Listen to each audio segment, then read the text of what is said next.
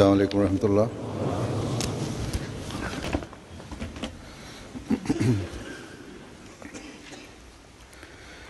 अशहदु अल्ला इलाहा इल्लल्लाह वहदहु ला शरीका लहु व अशहदु अन्ना मुहम्मदन अब्दुहु व रसूलुहु। अम्मा बादु फ़अऊज़ु बिल्लाहि मिनश्शैतानिर रजीम। बिस्मिल्लाहिर रहमानिर रहीम। अल्हम्दुलिल्लाहि रब्बिल आलमीन अर्रहमानिर रहीम मालिकि यौमिद्दीन। इय्याका नअबुदु व इय्याका नस्तईन। इहदिनस सिरातल मुस्तक़ीम सिरातल लज़ीना अनअमता अलैहिम गैरिल मग़ज़ूबि अलैहिम वलद्दाल्लीन।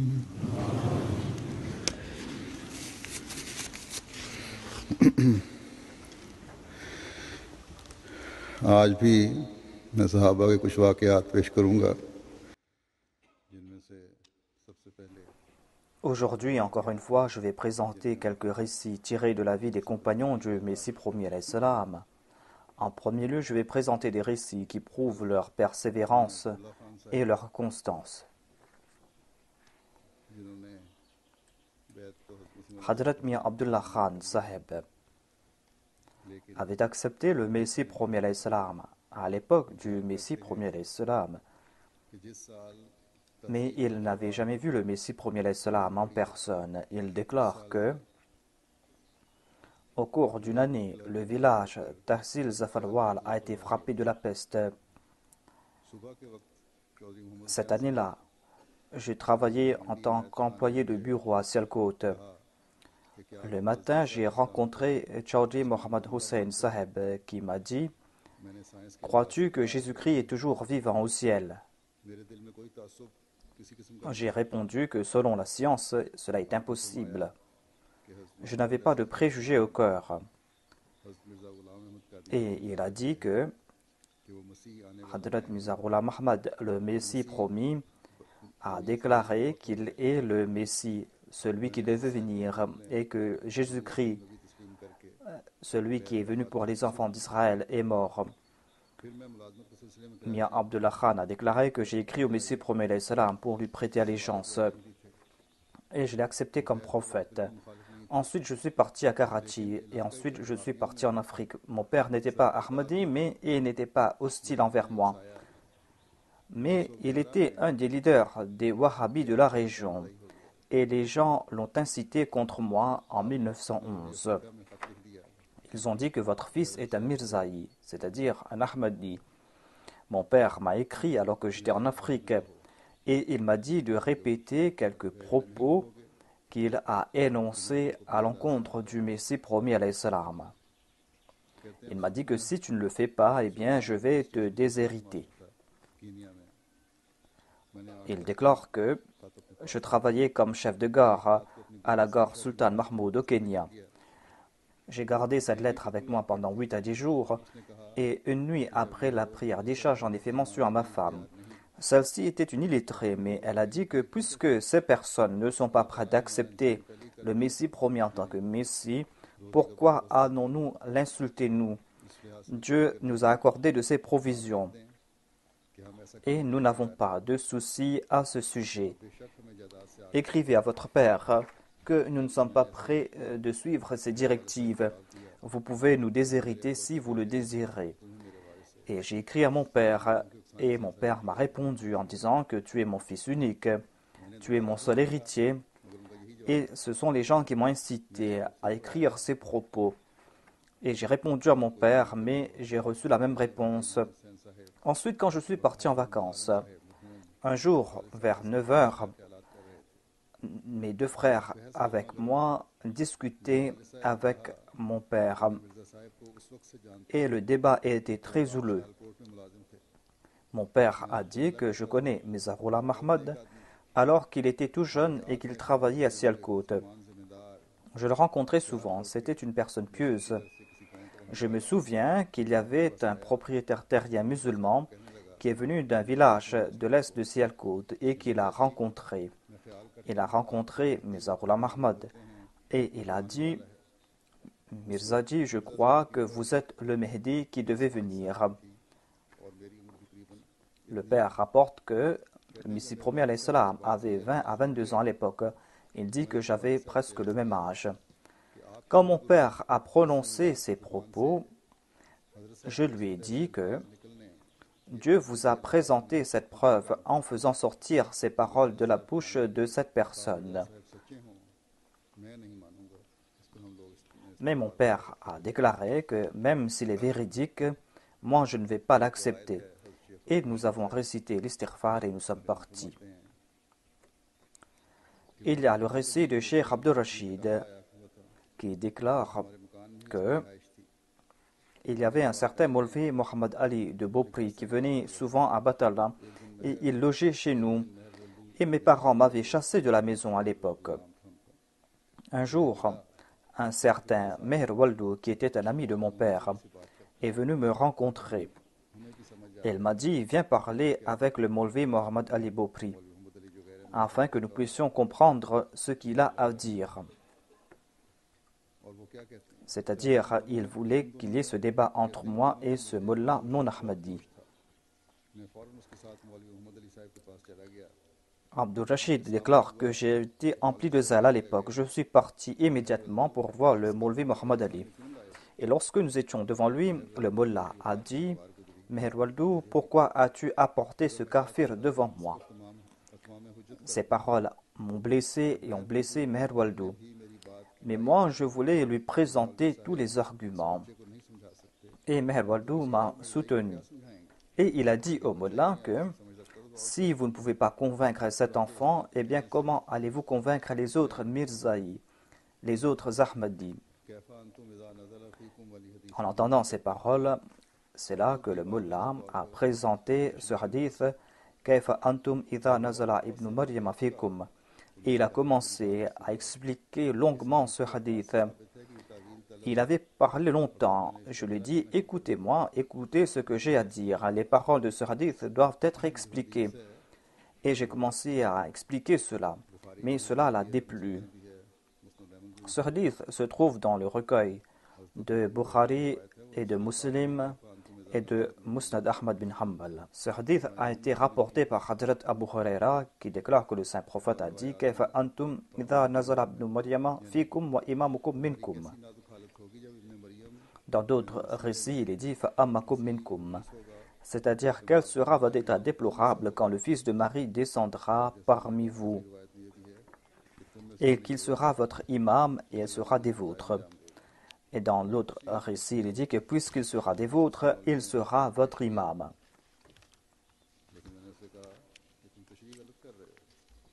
Ce mullah a présenté ce hadith. Mais je lui dis que l'interprétation que vous êtes en train de présenter est erronée. Ensuite, j'ai présenté les versets Mal-Masih ibn Maryama, Illa Rasoul, et l'autre verset Wama Muhammadun Illa Rasoul.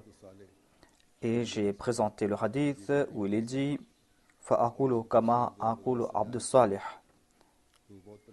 C'est un autre hadith qu'il a cité. J'ai commencé à expliquer ce hadith. Mais le mullah était furieux. Il a dit à Meher Waldou que n'ai-je pas dit qu'il ne va pas se corriger. Les Mirzaïs sont entêtés, sont des malpolis. Et je ne vais pas dire quelque chose davantage. Et Meher Waldou était tout embarrassé. On pouvait voir cet embarras sur son visage.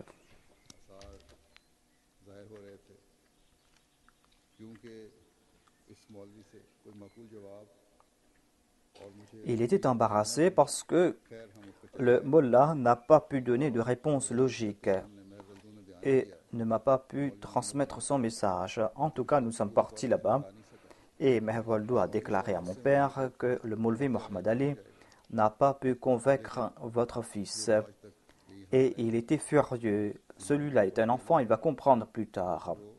Mais jusqu'à présent, nous voyons la même chose, à savoir que même nos enfants qui sont éduqués par la grâce de Dieu ont plus de connaissances que ces mollahs. Et ils ne pourront même pas fermer la bouche de nos enfants. Mais ils sont des entêtés, ces mollahs. Je me souviens d'un incident rapporté par Saqib Zirvi Sahib, qui déclare qu'il y avait un mullah qui s'appelait Ataullah Shah Bukhari, qui a vécu quelques décennies de cela. Saqib Zirvi Sahib a déclaré que je passais par là quand j'ai entendu son discours. Ataullah Shah Bukhari était un grand érudit des non-Ahmadis et il a déclaré que même si Dieu vient me dire que Mirza Sahib est véridique, je ne vais pas l'accepter. Voilà donc l'état de leur foi.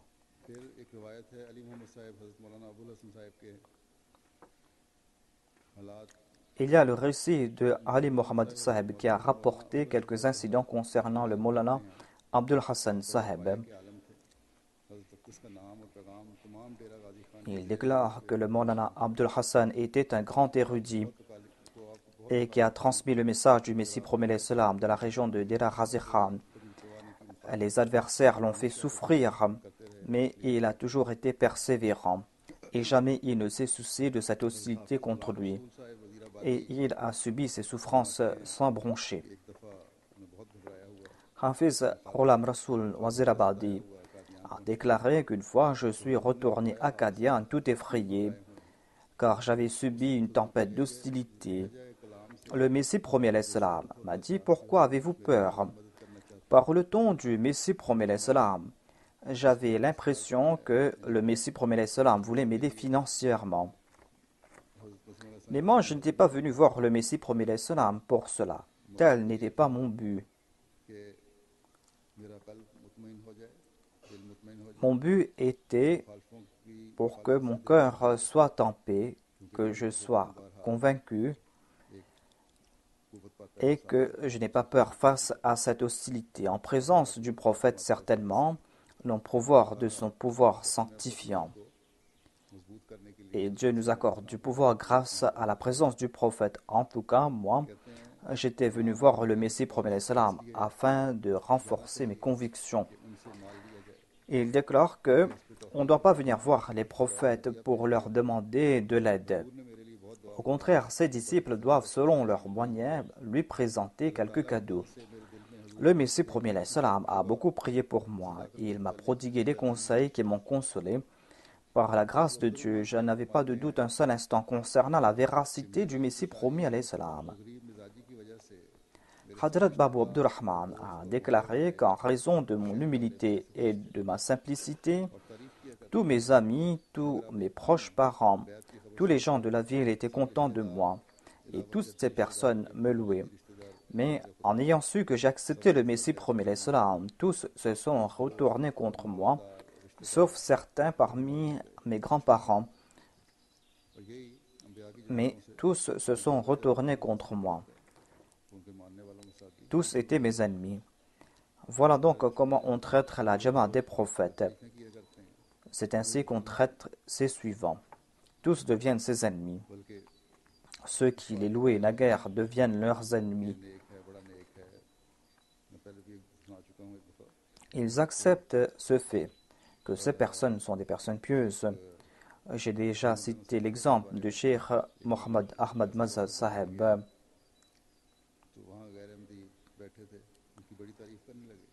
J'étais parti à Faisalabad et là-bas j'ai rencontré des non-Ahmadis qui louaient Cheikh Ahmad Mazhar. Ils ont dit que c'est un avocat pieux, empli de taqwa, qui dit toujours la vérité et qui plaide très bien. Mais il a un seul défaut. Le seul défaut est qu'il est un Qadiani. Voilà donc le plus grand défaut qu'ils ont vu en lui. En tout cas, tous étaient mes ennemis, a déclaré Babou Abdurrahman. Ils ont dit qu'ils m'ont fait souffrir de diverses manières. Ils faisaient venir des mollahs pour faire des discours contre nous. Et ils attisaient les membres de notre famille et le public contre nous. Et on nous vendait plus de lait. Et on empêchait les domestiques de venir nous aider. Et on empêchait aussi qu'on se marie avec nous. Et on disait que si vous passez devant la maison d'un Ahmadi, eh bien vous serez un kafir. Mais voyez le décret de Dieu. Ce même mollah qui faisait ces grands discours contre les Ahmadis venait manger chez moi. C'est-à-dire, il prêchait ce qu'il ne pratiquait pas. Les gens étaient embarrassés en voyant l'action de ce mollah. Il a déclaré qu'après avoir accepté le Messie promet l'Islam, puisque nous ne devons pas prier derrière les imams de l'Ahmadi, nous avons commencé à prier séparément, où nous choisissons un imam de parmi nous. Et les gens du quartier ont commencé à se quereller avec nous. Et afin d'éviter les troubles, nous avons décidé de ne pas prier dans leur mosquée, même derrière notre imam. Et nous avons décidé de prier chez nous en congrégation avec notre imam. Et pour cela, j'avais loué une maison. Mais le propriétaire de la maison nous a chassés de cette maison. Par la suite, nous avons loué une autre maison et nous avons commencé à prier en congrégation. Et au cours de cette période, nous avons acheté 3 magasins et un terrain qui appartenait à un Ahmadi qui s'appelait M. Ramadan. Nous avons acheté ce terrain pour construire une mosquée et il y avait le médecin Basharat qui était un Ahmadi qui travaillait comme chirurgien dans la région. Par sa présence, la Jamaat a été renforcée. Il était très brave. Il venait prier en congrégation pour la prière du matin et du soir. Et il était notre imam. Le magasin se trouvait au bord de la route et il venait prier sans peur. Et il dirigeait la prière. Il était toujours actif dans le domaine du tablir. Et il disait que j'ai le désir d'écrire sur un tissu que Jésus-Christ est mort et placer ce tissu sur moi, sur ma poitrine et d'annoncer cela au monde, à savoir que Isa alayhi salam est mort.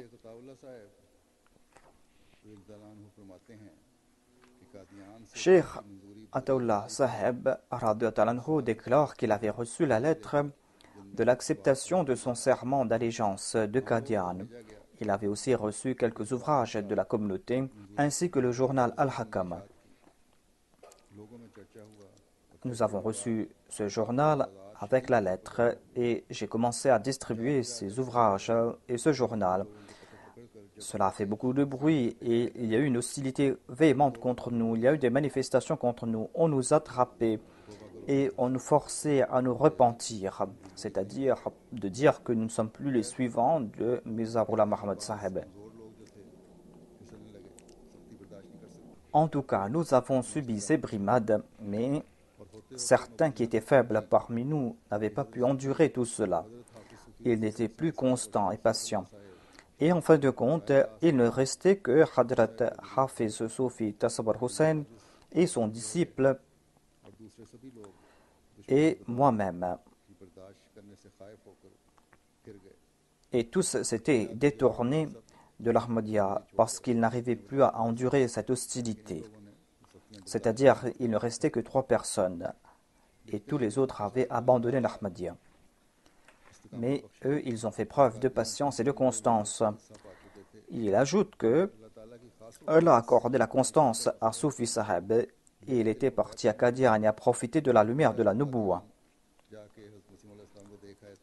Mais Dieu m'avait accordé sa grâce et avait éclairé mon cœur. Soufi Saheb avait vu le Messie promet salam en chair et en os. Sa foi était ferme, mais moi-même je n'étais pas parti là-bas, mais Allah m'avait éclairé et avait éclairé mon cœur et m'avait accordé sa force. L'hostilité n'a pas eu d'effet sur moi, ni leur pression m'a fait courber. Plus ils me mettaient de la pression, plus ils essaient de m'effrayer, ma foi était de plus en plus ferme. Quand il me disait de repentir de ma foi, j'ai dit pourquoi dois-je me repentir? Il y a le récit d'Abdul Majid Khan qui déclare que une fois, les adversaires de l'Ahmadiyya ont fait beaucoup de bruit et ont organisé une grande rencontre contre les Ahmadis. Et la seule cible de leur haine était moi, c'est-à-dire Mia Abdul Majid Khan. Il était la seule cible de leur haine et de leur animosité. Ils ont suggéré beaucoup de choses contre moi. Ils ont dit qu'ils vont me boycotter. Ils ont incité la police contre moi en disant que je suis un fauteur de troubles, un rebelle. Et ils ont soulevé les gens contre moi. Et certains voulaient prendre ma vie. Face à cette situation périlleuse, voyez comment Dieu l'a traité. Il a déclaré une nuit, je suis parti dans la jungle, je me suis tourné vers la Qibla et j'ai commencé à supplier en m'adressant au Messie promis l'Islam à ma façon. J'ai dit, je vous implore de me faire sortir de cette situation périlleuse. Et j'ai commencé à implorer Dieu et j'ai prié. J'ai prié avec ardeur et en pleurant. Et Dieu a écouté mes supplications. Ici, je dois expliquer qu'il n'a pas commis un acte polythéiste. Il ne s'est pas prosterné devant le tombe de quelqu'un comme le font les autres, comme ceux qui implorent les soi-disant saints. Mais en tout cas, c'était sa manière de faire. Il avait à l'esprit le Messie promis l'Islam et il priait pour qu'Allah le protège de cette hostilité. Il n'implorait pas le Messie promis l'Islam, il implorait Dieu. Et il a déclaré que c'est Dieu qui a écouté mes prières. Il n'a pas dit que c'est le Messie promis à l'Islam qui a écouté ses prières. Comme le font les gens dans nos pays qui implorent des saints et qui disent que tel saint m'a accordé telle ou telle chose, ou que tel ou tel saint a exaucé mes prières. Ici, le rapporteur a déclaré que Dieu a écouté mes supplications. En tout cas, je me suis endormi avec ces soucis au cœur et pendant la nuit, dans un rêve, j'ai vu que les ennemis avaient entouré ma maison. Et ils disaient que aujourd'hui on doit le tuer. Dans ce rêve, j'ai vu le Messie promis alayhi salam. Il m'a attrapé les bras et m'a fait tourner vers le ciel. Il a dit, tourne-toi vers le ciel et monte vers le ciel. Ainsi, grâce à son pouvoir sanctifiant, je suis monté au ciel, moi qui étais sans ailes. Les ennemis me regardaient stupéfaits en subissant cet échec. Après ce rêve, j'ai ouvert les yeux et j'avais cette certitude que certainement Mizarullah Muhammad a été envoyé par Dieu et il est le prophète de Dieu, véridique. Ainsi donc, le lendemain, les gens ont entouré ma maison et je leur ai dit la même chose, à savoir que Dieu m'a accordé du courage et même si vous me dépecez avec une scie, mon cœur et ma bouche va déclarer la même chose et je ne vais pas me détourner de la vérité. Ensuite, j'ai vu en rêve que la police avait entouré ma maison. Donc, cette animosité ne s'est pas arrêtée là. La police disait que cette personne a pu s'échapper du public, mais puisqu'il est un trouble fait, eh bien l'État va prendre des mesures contre lui. Et s'il ne s'arrête pas, eh bien nous allons le tuer. J'étais soucieux en voyant la police dans mon rêve. Encore une fois, j'ai vu mon maître, c'est d'un Hadrat Mizarullah Muhammad qui est venu, et il a pris mes deux bras et il m'a dit « Monte au ciel » en me tournant vers le ciel. Ainsi, je suis monté au ciel dans mon rêve et je me suis protégé de la police. Ces deux rêves ont renforcé ma foi. Ma foi était aussi ferme qu'une montagne. Et j'étais sûr de la véracité du Messie promis l'Islam. Cette véracité était ancrée dans mon cœur. Alhamdulillah, thumma alhamdulillah.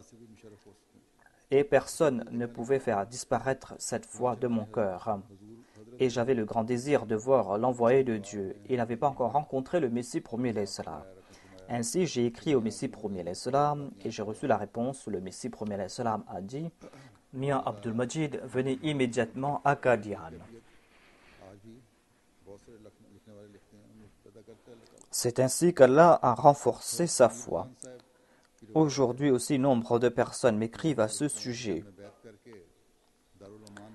Hadrat Amir Khan rapporte que quand j'avais accepté le Messie premier l'Islam et je l'ai prêté allégeance, je suis retourné dans mon village qui s'appelle Ihrana.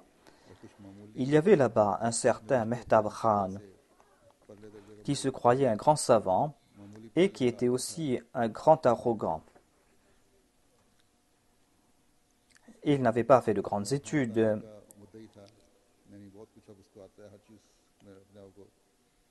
mais il se donnait de grands airs et il se croyait un grand savant. Cette personne a commencé à m'être hostile et il a outrepassé les limites dans ses insultes, mais j'ai fait preuve de patience. La peste a frappé sa région et il a perdu sa belle-sœur, sa bru et son fils. En quelques jours, ils sont morts de la peste et il n'avait personne pour préparer son pain. Il avait sa fille qui était mariée dans un village avoisinant. Quotidiennement, il partait manger dans la maison de sa fille. Mais manger de la table des beaux-parents de sa fille était pour lui pire que la mort. Mehtab Khan avait à l'époque environ 60 ans.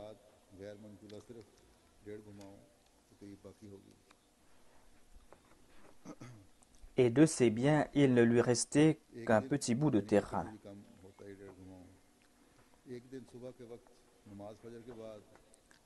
Un bout de terrain qui était moins d'un hectare. Un jour, après la prière du matin, j'étais en train de réciter le Saint-Coran quand il est venu me voir. Il m'a dit « Vois mon état déplorable ». Et il se lamentait. Il a déclaré que je n'ai aucune animosité à l'égard du Messie promis. Quand il est passé dans cet état, c'est là qu'il a compris cela. C'était donc quelques récits de la patience des compagnons du Messie premier l'Islam. Dieu a accordé cette jamaat au Messie premier l'Islam. Une jamaat qui fait preuve de constance. Et aujourd'hui aussi, cette jamaat est un exemple de grande patience et de constance. Je reçois nombre de lettres à ce sujet. Je rencontre des gens aussi qui me disent la même chose. Il y a et des hommes et des femmes qui sont des exemples de cette constance. Ainsi, le Messie premier l'Islam a insufflé cela en ses compagnons grâce à son pouvoir sanctifiant et Allah a maintenu cela. qu'Allah exalte le statut de ses compagnons qui ont accepté le Messie promis à l'Islam et qui ont fait preuve de patience et de persévérance, et qu'Allah accorde la même constance à leurs descendants, et qu'il accorde aussi cette même constance à ceux qui se sont joints à nous et à ceux qui vont se joindre à nous à l'avenir, qu'il renforce la foi de toutes ces personnes. Je vais présenter d'autres récits tirés de la vie des compagnons du Messie promis l'Islam qui ne concernent pas la patience des compagnons, mais qui concernent ici la protection miraculeuse que Dieu a accordée à ses compagnons du Messie promis l'Islam et le traitement de Dieu en leur faveur. Certainement, ces récits vont nous renforcer notre foi. Hadrat Mirza Barkat Ali Sahib rapporte qu'au cours du séisme du 4 avril 1905, j'étais enseveli sous un bâtiment dans le village d'Aramsala et on m'en a extirpé au prix de grandes difficultés. Babur Ghulam Din, un fonctionnaire, était de service dans le même endroit et il fut témoin de ce qui s'était passé. Aujourd'hui, il habite à Sialkot, mais il a témoigné de cela. 2 mois avant cela, le Messie premier alayhi salam avait fait une prophétie concernant ce grand tremblement de terre. Le Messie premier alayhi salam avait annoncé ce grand séisme quelques mois auparavant. Et il rapporte que j'étais moi-même à Qadian lorsque le Messie premier alayhi salam a annoncé cela. Et j'ai apporté avec moi les annonces du Messie premier alayhi salam. Et j'ai distribué ces annonces à Dharamsala parmi nombre de personnes. Moi, j'étais employé de bureau là-bas. Et j'avais du temps libre de temps en temps. C'est pour cette raison que de temps en temps, je partais rencontrer Mirza Rahim Beg, un autre Ahmadi qui était un compagnon du Messie promis. Mirza Rahim Beg appartenait à une grande famille mongole. Et ses frères n'étaient pas Ahmadi. Seule sa femme et ses enfants étaient Ahmadi. Et les autres lui vouaient une haine farouche. Et les Ahmadis étaient tous sains et saufs. Il y avait d'autres Ahmadis qui venaient d'autres régions et qui habitaient dans cette région. Mais tous étaient sains et saufs au cours de ce tremblement de terre. Alors que ce tremblement de terre a causé de grandes destructions. Et selon moi, 90% de la population avait perdu la vie dans la région. Le fait que nous, les Ahmadis, nous soyons sains et saufs après un séisme si violent était un très grand signe. Si je commence à écrire les détails à ce sujet, eh bien, toute personne en quête de vérité va constater que l'aide de Dieu était en faveur de nous, les Ahmadis.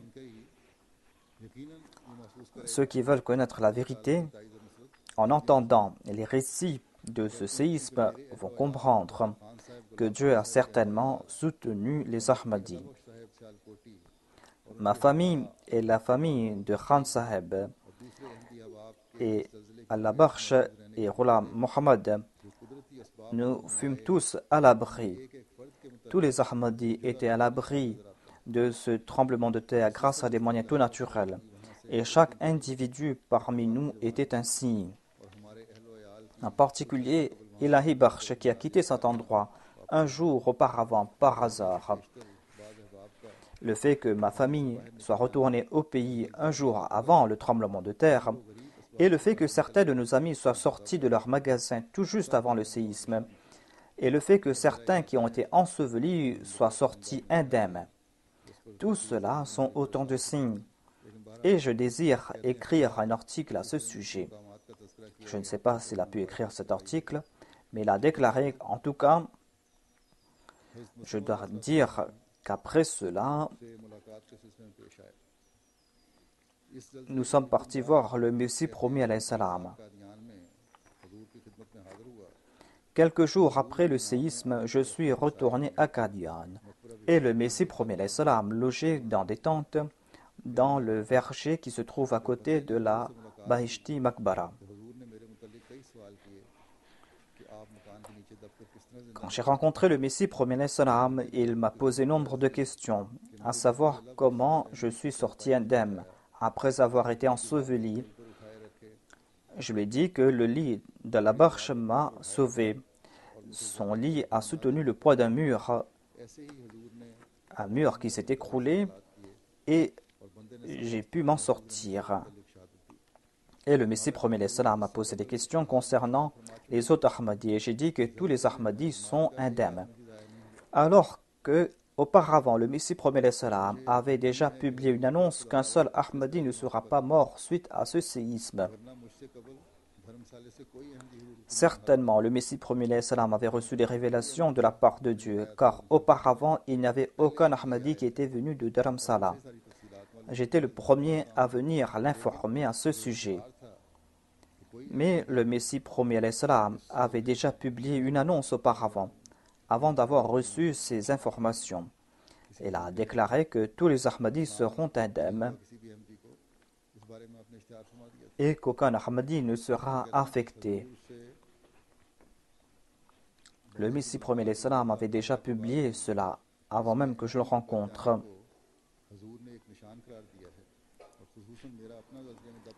Ainsi donc, j'ai dit au Messie promis alayhi salam que tous les Ahmadis étaient indemnes et il a dit que c'est là ainsi. Il a dit le fait que je sois enseveli et que je sois sorti indemne est un autre signe. Et il a publié tout cela. Bénis soient ceux qui profitent de ces signes et ceux qui acceptent le prophète de Dieu. Chaudhry Abdul Hakim rapporte que j'ai rencontré Maulvi Badruddin, un maître d'école, par hasard. Et il m'a offert le journal Al-Hakam. Je me souviens que sur la première page de ce journal, il y avait en gros titre les toutes dernières révélations et les paroles de l'imam de l'époque. Voilà les deux gros titres, les toutes dernières révélations de la part de Dieu et les paroles de l'imam de l'époque. Je lisais donc tout cela et j'avais un grand amour pour le Messie promis salam et je désirais le rencontrer immédiatement. Les faveurs de Dieu m'ont accompagné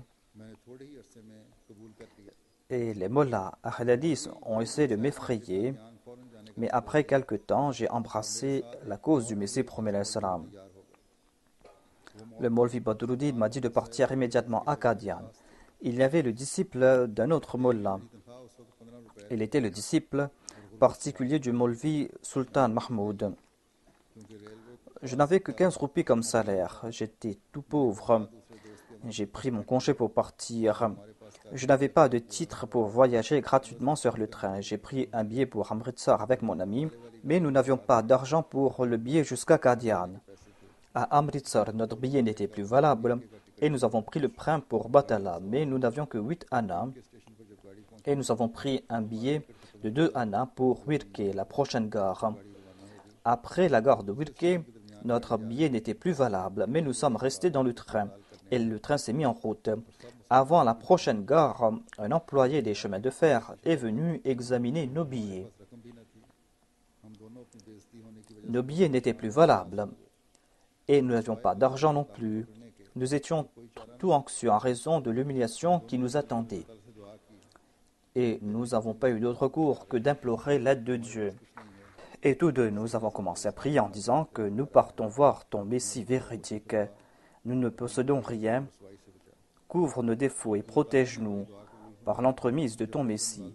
Protège-nous de l'humiliation. Dieu a exaucé nos prières. Et lorsque l'employé des chemins de fer nous a demandé notre billet, nous avons présenté nos billets qui n'étaient plus valables depuis la dernière gare. Il a examiné ces billets et nous les a retournés sans rien dire. Et il est parti. C'était là un miracle pour nous, car Allah nous a protégés en raison de son Messie. Dieu nous a protégés de l'humiliation. Et cet incident a renforcé notre foi. Et c'était un autre signe qui prouvait la véracité du Messie premier alayhi salam. Et à Batala, nous sommes partis à pied à Qadian. Et nous sommes arrivés à Qadian à l'heure de la prière de Dhuhr. Ensuite, il y a le récit d'Allah d'État, qui était un maître d'école, qui a déclaré qu'Allah m'a protégé de milliers de malheurs et d'incidents mortels. J'ai attrapé des serpents, j'ai marché sur des serpents sont passés sur moi, mais Dieu m'a toujours protégé.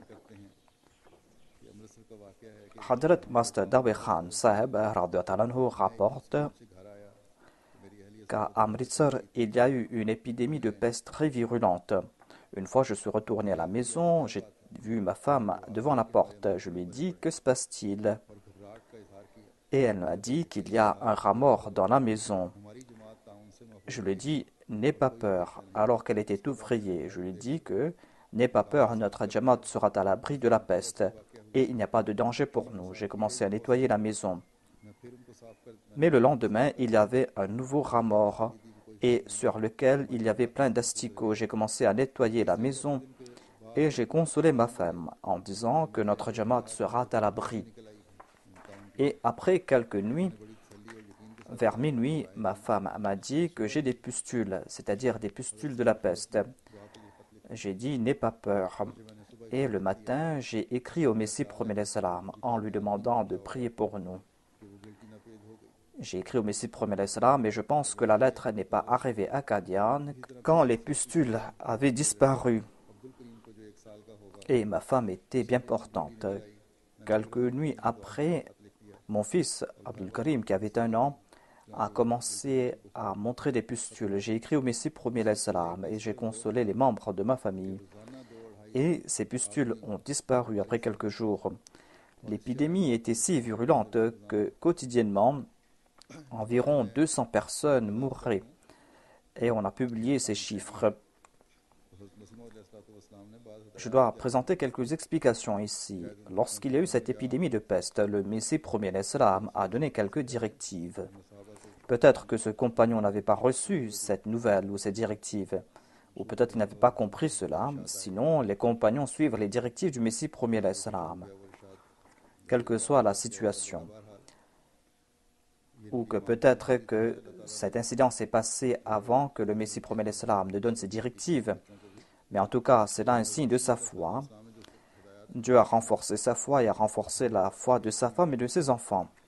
Mais le Messie premier salam avait donné des directives claires concernant la peste. Il a déclaré à ce sujet, quand s'est répandue cette épidémie de peste partout,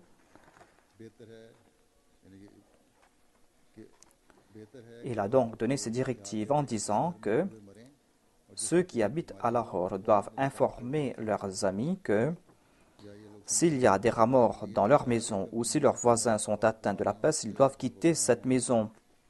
Cela ne concerne pas uniquement Lahore, mais en tout cas, c'était un ordre qu'il a donné qui concerne les autres épidémies. Il a dit qu'on doit prendre des mesures pour éviter ces épidémies. Il a dit qu'on doit abandonner sa maison et vivre en plein air à l'extérieur de la ville. Tel est l'ordre de Dieu. On doit prendre des précautions. De toute manière, il est interdit de vivre dans des maisons serrées, sales et noires, même s'il y a une épidémie de peste ou pas. On doit éviter toute saleté. On doit vivre dans une maison propre. Les vêtements doivent être propres. Le corps doit être propre. Ce sont là des points essentiels et on doit se consacrer à la prière et à l'istighfar. Ensuite, il a déclaré qu'à l'époque de Hadrat Umar, il y a eu une épidémie de peste. Là où se trouvait l'armée musulmane. L'épidémie était très virulente. Lorsque le calife a reçu la nouvelle, il a dit à l'armée que l'armée doit quitter cet endroit et doit monter sur une montagne. Ils ont suivi ces directives, mais quelqu'un a objecté en disant « Voulez-vous éviter le décret de Dieu ?» Le calife a répondu que je me sauve d'un décret de Dieu en essayant de suivre un autre décret de Dieu. Et quelle est l'action qui est au-dessus des décrets de Dieu? Ainsi donc, voilà les directives qui ont été données. C'est-à-dire qu'on ne doit pas se mettre en difficulté en toute connaissance de cause. Ensuite, le Messie premier salam a déclaré que Dieu m'a fait deux promesses. Dieu m'a fait deux promesses. Tout d'abord, il a dit qu'il va protéger les gens de ma maison. Il va protéger les gens de ma maison de la peste. Il a dit « Inni uhafizu kullu man fid dar ». Ensuite, la deuxième promesse concerne notre jamaat. Il est dit « Inna alladhina amanu wa lam yalbisu imanahum bi dhulmin ulaika lahumul amnu wa hum muhtadun ». Ceux qui croient et qui ne mettent pas en doute leur foi par quelque injustice, ceux-là jouiront de la paix. Ces gens-là seront bien guidés. Telle est la promesse de Dieu, à savoir que les membres de ma jamaat qui vont suivre mes directives à la lettre seront à l'abri. Dieu va enlever leurs défauts. Dieu va les débarrasser de leurs défauts.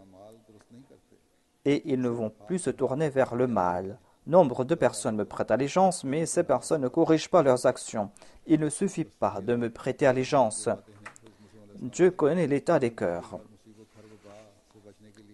Voilà donc les deux promesses faites au Messie premier salam. Pour éviter tout malheur, toute épidémie, nous devons à chaque instant examiner notre foi et voir à quel point nous sommes en train de parfaire notre foi. Hadrat Maulvi Soufi Mohammad Atta Sahib rapporte qu'il était difficile pour lui de rencontrer le Messie premier salam en raison de l'état où il se trouvait, car il n'arrivait pas à avoir de vacances et il avait lu dans les journaux que le Messie premier salam allait visiter la ville de Jahlam et il n'avait pas eu la permission de partir là-bas. Mais il était tout inquiet. Il a informé les membres de sa famille que le lendemain, le dimanche, il va partir voir le Messie premier salam. Il a dit aux membres de sa famille, je pars le lendemain. Je n'aurai pas assez de temps et je dois voyager 3000 pour atteindre la gare. Et la route qui y mène est très accidentée. Il est difficile de parcourir cette voie même en plein jour. J'ai placé ma confiance en Dieu et je suis parti. Et il y avait une lumière tout au long de la route qui marchait au-devant de moi. Il y avait peut-être quelqu'un qui marchait devant moi. J'ai supplié Dieu et j'ai parcouru cette route en courant. Et quand j'ai atteint la gare, le train était sur le point de partir. J'ai pu prendre mon billet et rencontrer le Messie premier salam.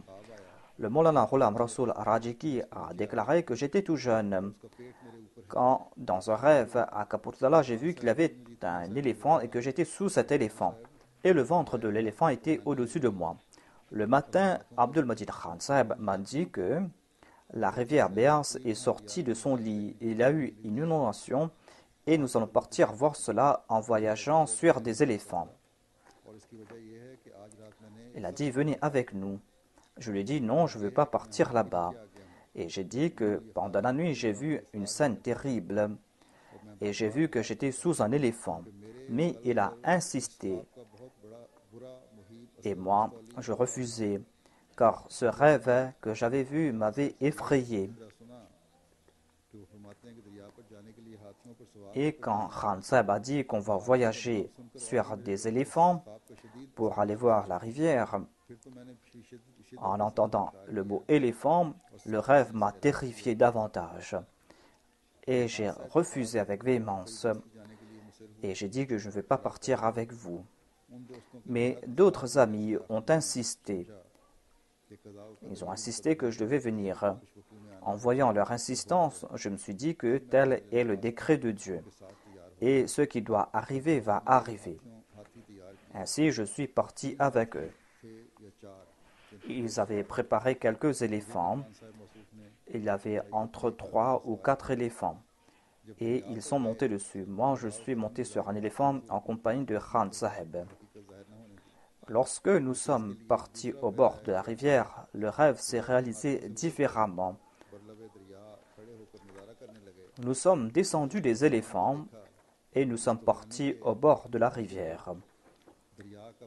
Et là-bas, il y avait un jeune qui était sur un pont qui avait plusieurs voûtes. Et ce jeune plongeait dans la rivière et il nageait tout près de la voûte qui était la plus proche pour sortir de la rivière. Moi aussi, je savais nager. Je lui ai dit que vous passez tout près de la voûte qui est la plus proche, ce sera encore plus grandiose si vous passez par la voûte la plus éloignée. Il m'a dit qu'il y a beaucoup de courant et qu'il sera difficile de le faire car il y a eu un débordement. Il m'a dit que ce sera très difficile de passer par cette voûte là-bas. Je lui ai dit que si vous savez nager, alors pourquoi avez-vous peur? Il m'a dit que savez-vous nager? Je lui ai dit certes, je le sais. Il m'a dit eh bien passez par là et montrez-moi. Je lui ai dit je vais le faire. Ainsi donc, je suis passé sur le pont, j'ai plongé et je suis passé tout près de la voûte la plus proche sans aucune difficulté. Et j'ai essayé de le faire la deuxième fois en passant par la voûte la plus éloignée. Quand j'ai plongé dans l'eau, je suis tombé dans un tourbillon qui avait beaucoup de courant. Et l'eau tournait comme une meule. Je suis tombé dans ce tourbillon et je n'ai pas pu m'en sortir.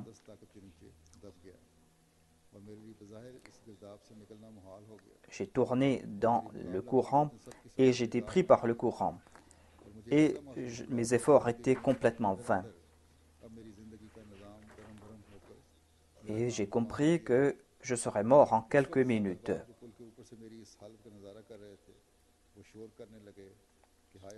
Mes amis me regardaient du pont et ils criaient.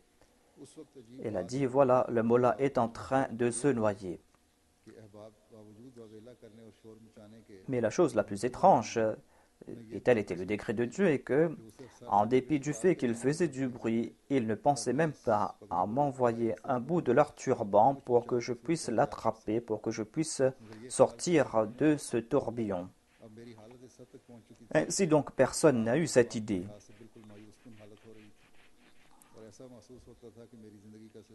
Et ainsi, je me suis dit qu'il n'y a pas de moyen pour que je puisse m'en sortir et je me suis dit qu'il me reste quelques instants pour vivre et que j'étais en train de prendre mon dernier souffle.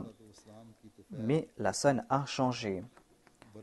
Et Dieu a fait en sorte que par l'entremise des bénédictions du Messie premier l'Islam, le Messie premier l'Islam qui m'a donné des ordres pour venir à Kapurthala pour prêcher son message, eh bien Dieu m'a montré son pouvoir. Moi j'étais dans ce courant d'eau et tantôt j'avais la tête au-dessus de l'eau, tantôt j'avais la tête sous l'eau. Et je n'étais pas maître de la situation. Le courant me portait. Mais une main invisible et forte m'a fait sortir de ce tourbillon. Et cette main m'a jeté sur la berge et je me suis cramponné à la branche d'un grand arbre solide dont les branches s'étendaient au loin. Je me suis cramponné à ces branches et c'était là le décret de Dieu et je suis resté là-bas. Ensuite, par la grâce de Dieu, je suis sorti de l'eau.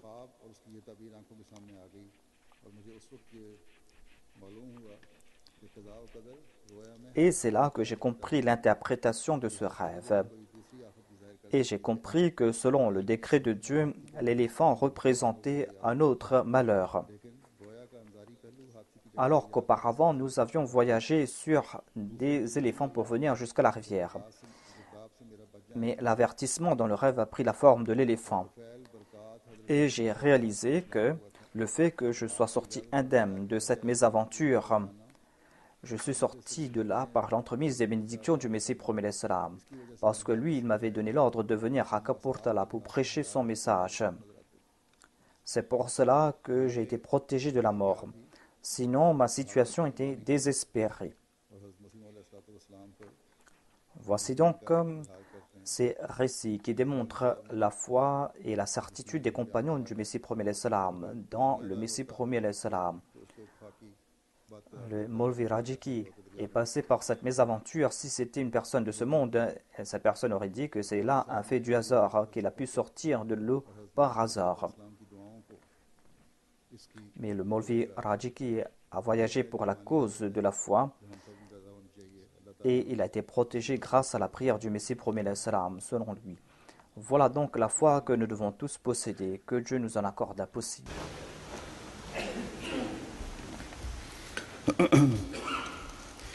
Alhamdulillah, nahmaduhu wa nasta'inuhu wa nastaghfiruhu wa nu'minu bihi wa natawakkalu alayhi wa na'udhu billahi min shururi anfusina wa min sayyiati a'malina.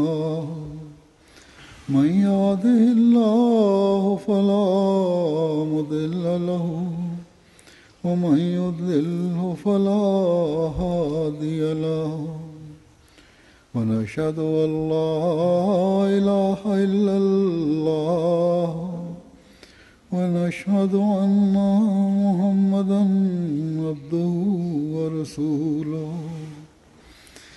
عباد الله رحمكم الله إن الله يأمر بالعدل والإحسان وإيتاء ذي القربى وينهى عن الفحشاء والمنكر والبغي يعظكم لعلكم تذكرون.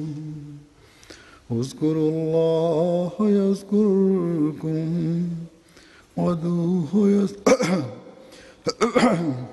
وادعوه يستجب لكم ولذكر الله أكبر.